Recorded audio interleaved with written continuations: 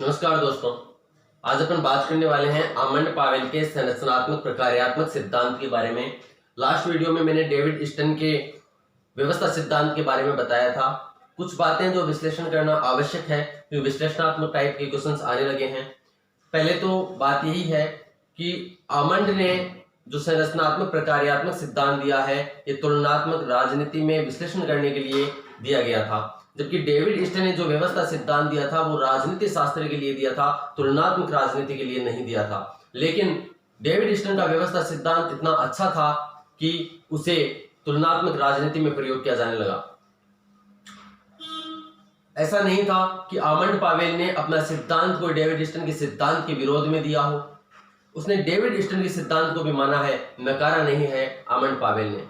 कुछ एक सुधार किए हैं। सुधार इस मायने में किए हैं कि डेविड स्टन से एक कदम आगे बढ़ के वह जो निवेश आता है और निवेश से जो निर्गत होता है, यानी मांगों का जो कानून के रूप में, विधि के रूप में, बाध्यकारी रूप में जो परिवर्तन होता है, उसे आमंड एक कदम आगे जाकर के प्रक्रियाओं के माध्यम से समझाने का प्रयास करता है। और ये प्रक्रियाएं संरचनाओं से होकर के गुजरती है।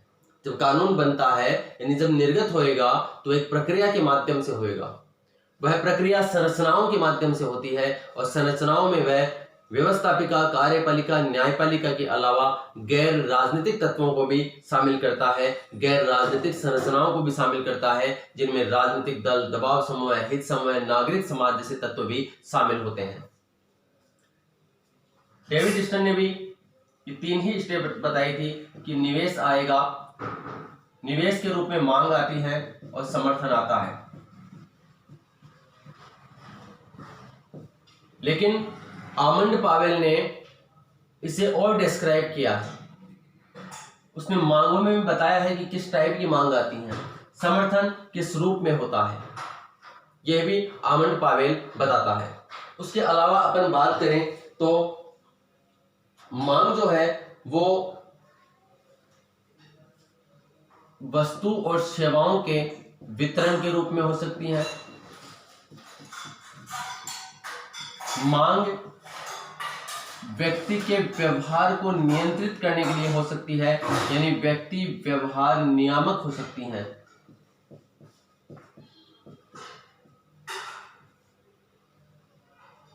मांग राजनीतिक सहभागिता के लिए हो सकती हैं।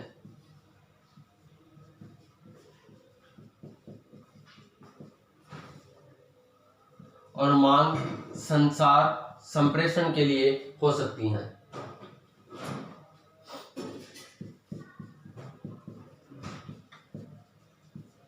इनके मतलब को समझें तो मांग हो सकती है किसी वस्तु सेवा के वितरण के लिए। आप समझ रहे हैं कि पर्यावरण से जो मांग आ रही है, किसी पर्टिकुलर वस्तु के लिए हो सकती है, किसी सेवा के लिए हो सकती है, रोटी के लिए हो सकती है, कपड़े के लिए हो सकती है, मकान के लिए हो सकती है। ऐसी डिमांड आ सकती है पर्यावरण के माध्यम से। व्यक्ति व्यवहार को नियंत्रित करने के लिए हो सकती है। अगर कोई किसी आधार पर भेदभाव कर रहा है तो उसके व्यवहार को नियंत्रित करने के लिए ऐसी मांग की जा सकती है। राजनीतिक सहभागिता मतलब देने के लिए, यानी राजनीतिक अधिकार प्राप्त करने के लिए ये मांग की जा सकती है। संचार या संप्रेषण के लिए ऐसी मांग की जा सकती है। तो निवेश जो आता है ये मांग के माध्यम से आता है। डेविड स्टन सिर्फ मांग की ही बात करता है, मांग कैसे भी हो सकती है, लेकिन आमंड पावेल इसे डिस्क्राइब करता है। या मैं किसी की आलोचना नहीं कर रहा, मैं बताना चाहूंगा बहुत सारे ऐसे वीडियोस देखे मैंने डेविड स्टन के सिद्धांत में, जिसमें ये चार चीजें बता रखी हैं। ये जो चार पॉइंट हैं ये डेविड स्टन ने नहीं बताए हैं, ये आमंड पावेल ने बताए हैं। डेविड स्टन केवल मांग की ही बात करता है। समर्थन की अपन बात करें तो सरकार के द्वारा बनाए गए नियम कानूनों को समर्थन मिलता है, या जो डिमांड की गई हो सकता है उसमें एक वर्ग समर्थन कर रहा हो, एक वर्ग विरोध कर रहा हो। ये नकारात्मक प्रतिक्रिया हो सकती है, सकारात्मक प्रतिक्रिया हो सकती है। तो समर्थन किस रूप में होता है, तो जहां डेविड स्टन केवल बस समर्थन वर्ड ही देता है, वहीं आमंड पावेल उससे एक कदम आगे जाकर के इसको भी डिस्क्राइब करने का प्रयास करता है। किस तरीके से, देखिए, समर्थन द्रव्यात्मक हो सकता है, द्रव्यात्मक उसके बाद में है आज्ञाकारिता,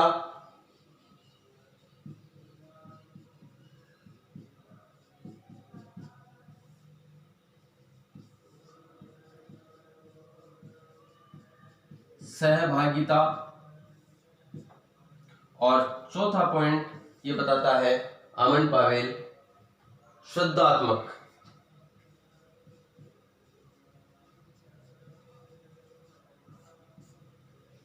त्रयात्मक भौतिक भी बोल देते हैं इसको। इसका तात्पर्य है कि जैसे टैक्स लगा दिया सरकार ने तो उसका समर्थन करते हैं, अपन डायरेक्ट टैक्स भी देते हैं, इनडायरेक्ट टैक्स भी देते हैं। आज्ञाकारिता, आज्ञा के रूप में पालन किया जाता है। सहभागिता, सरकार जो कर रही है उसके साथ में सहभागी हैं। श्रद्धात्मक, कुछ ऐसे करिश्माई नेतृत्व होते हैं कि वे कहेंगे थाली बजाइए, घंटी बजाइए, तो उसका भी समर्थन कर देंगे, तो श्रद्धात्मक समर्थन होता है। तो ये थोड़ा सा व्यवस्था सिद्धांत से आगे जाता है आमंड पावेल। आमंड पावेल राजनीतिक संस्कृति में भी और राजनीतिक विकास के जो टॉपिक है उनमें महत्वपूर्ण भूमिका निभाता है, और जो संरचनात्मक प्रकार्यात्मक सिद्धांत है इसमें भी वह राजनीतिक सहभागिता, सामाजिकरण, सामाजिक भर्ती, इनकी बातें करता है, राजनीतिक सामाजिक भर्ती की बातें करता है। आगे देखते हैं अपन। अब ये कहता है कि निवेश के बाद में इसका रूपांतरण होएगा, निवेश के बाद मांग का रूपांतरण होएगा।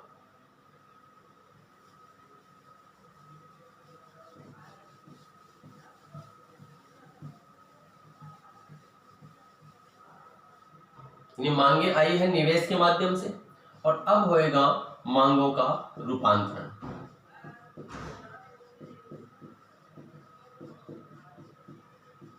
थोड़ा सा अपन यहाँ पर डेविड ईस्टन की मांगों के रूपांतरण को रिवाइज करते हैं।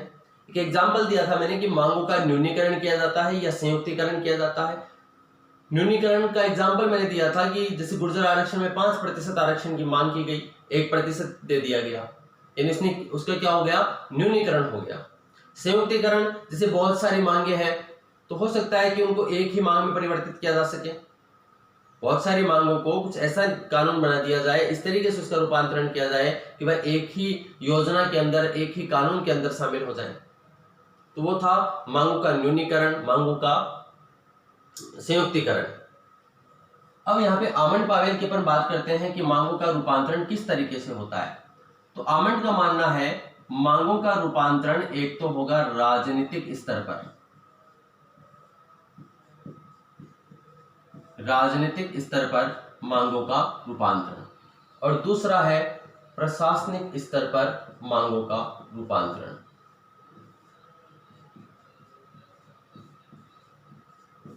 ये तो राजनीतिक स्तर पर मांगों का रूपांतरण होगा, और एक होगा प्रशासनिक स्तर पर। राजनीतिक स्तर पर मांगों के रूपांतरण की अपन बात करें, इसमें राजनीतिक दल, दबाव समूह के अलावा जो राजनीतिक स्तर में ये कि संरचनाओं के अलावा, जो संरचनाएं हैं उनके अलावा राजनीतिक दल, दबाव समूह है, हित समूह है, नागरिक समाज, ये भी इसमें शामिल हो सकते हैं। लेकिन जो प्रशासनिक स्तर पर मांगों का रूपांतरण होता है ये कानूनन रूप से होगा, विधि द्वारा होगा। इसीलिए मांगों के रूपांतरण में डेविड ईस्टन की कोटेशन आती है कि ये मूल्यों का सत्तात्मक आवंटन है। सत्तात्मक आवंटन यानी बाध्यकारी होता है। लेकिन यहां पर डेविड ईस्टन कहता है राजनीतिक व्यवस्था विधि की औचित्यता है, विधि की उचितता ही राजनीतिक व्यवस्था है। प्रशासनिक स्तर पर जो कानून बनेगा ये कानून द्वारा बनता है, और इसमें कार्यपालिका, विधायिका, न्यायपालिका की भूमिका होती है। लेकिन ध्यान रखने की बात है आमंड पावेल इन शब्दों का प्रयोग नहीं करता है। आमंड पावेल का मानना है कि वर्तमान में जो शक्ति पृथक्करण का सिद्धांत है वो व्यवहारिक रूप से प्रकट नहीं हुआ है। कार्यपालिका विधायिका के भी कार्यों कर देती है, और विधायिका कार्यपालिका के कार्यों करने लग गई है। न्यायपालिका भी कई बार, न्यायपालिका में भी कार्यपालिका का हस्तक्षेप होने लगा है।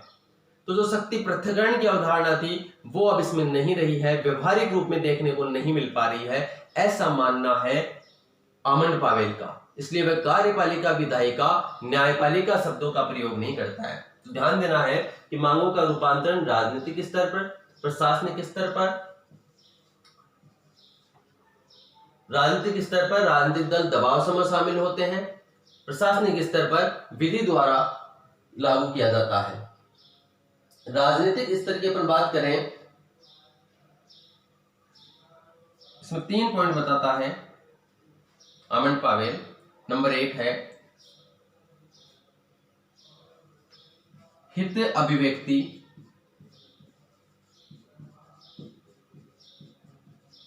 हित अभिव्यक्ति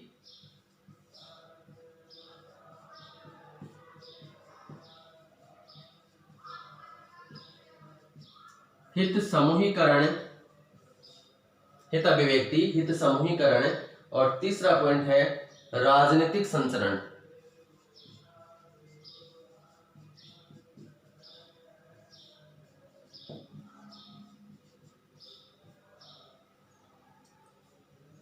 हित अभिव्यक्ति, हित अभिव्यक्ति में एक एग्जाम्पल दिया जाता है कि जैसे श्रीलंका में, कहने का मतलब कि अभिव्यक्ति, मांगों की अभिव्यक्ति किस तरीके से की गई है उस हिसाब से भी रूपांतरण होता है। जैसे कि एग्जाम्पल दिया जाता है, अपन भी यहाँ पे देखते हैं ऐसे बहुत सारे एग्जाम्पल्स जो मैं देने जा रहा हूँ।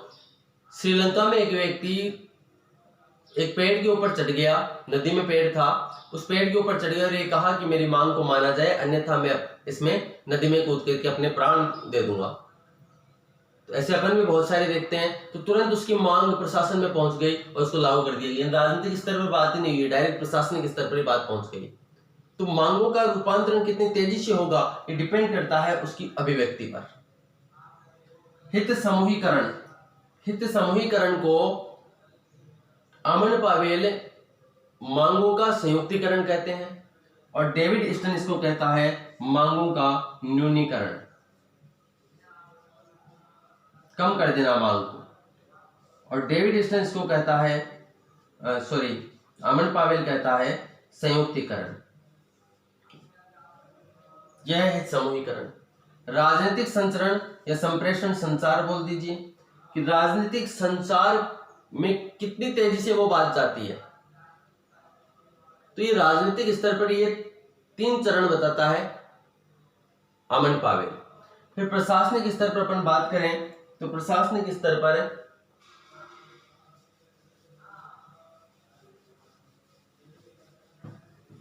तो हित अभिव्यक्ति, हित समूहीकरण और राजनीतिक संचरण, 3 पॉइंट तो हो गए।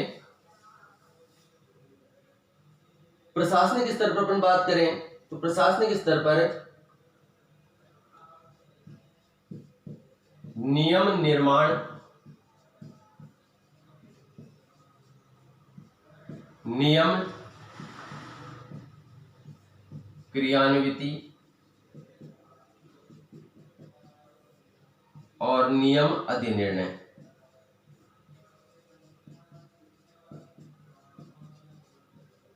नियम अधिनिर्णय यानी नियम निर्माण, ये नाम नहीं लेता है लेकिन ये तीनों व्यवस्था विधायक जो 3 अंग होते हैं, संरचनाएं हैं, संस्थाएं हैं, इन्हीं की बात करता है।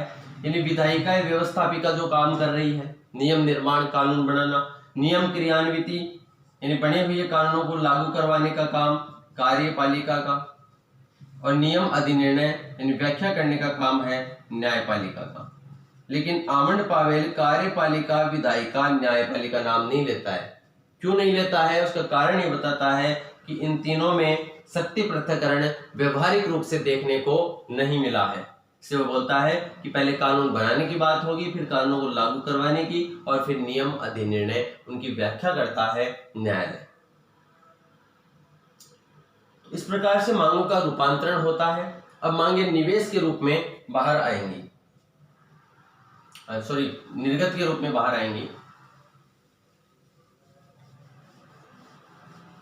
तो पहला पॉइंट निवेश, दूसरा मांगों का रूपांतरण और तीसरा आ जाएगा निर्गत।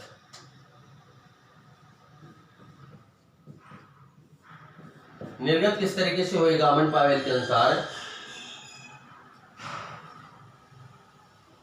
तो अमन पावेल इसमें भी 4 पॉइंट बताता है। इसको कहता है कर लेने वाले निर्गत।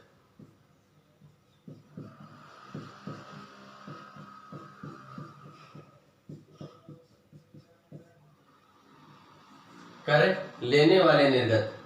दूसरा है नियंत्रक निर्गत।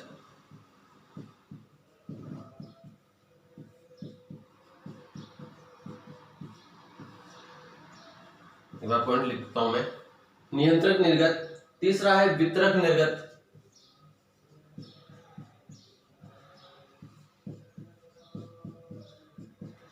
वितरक निर्गत। और चौथा है प्रतीकात्मक निर्गत।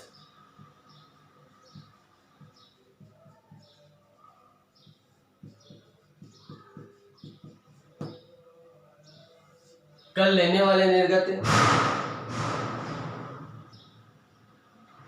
ऐसे कोई कानून बना दिए जाए जो टैक्स लागू करवाएंगे, डायरेक्ट इनडायरेक्ट। नियंत्रक निर्गत, मानव के व्यवहार को नियंत्रित करने वाले, जिसकी बात अपन ने निवेश में की थी। वितरक निर्गत, जिसमें इसमें होगा वस्तु, सेवा, लाभ, अवसर जैसे वितरण किए जाएंगे। प्रतीकात्मक निर्गत, यानी जिसमें प्रतीक के रूप में किसी चीज का सम्मान किया जाएगा, जैसे राष्ट्र ध्वज का सम्मान करना, राष्ट्रगान का सम्मान करना, ये प्रतीकात्मक निर्गत में आते हैं। तो कर लेने वाले निर्गत, नियंत्रक निर्गत, वितरक निर्गत और प्रतीकात्मक निर्गत, इस तरीके से ये मांग निर्गत के रूप में पर्यावरण में जाती है। यह है आमंड पावेल का संरचनात्मक प्रकार्यात्मक सिद्धांत। Lot of thanks for discussion.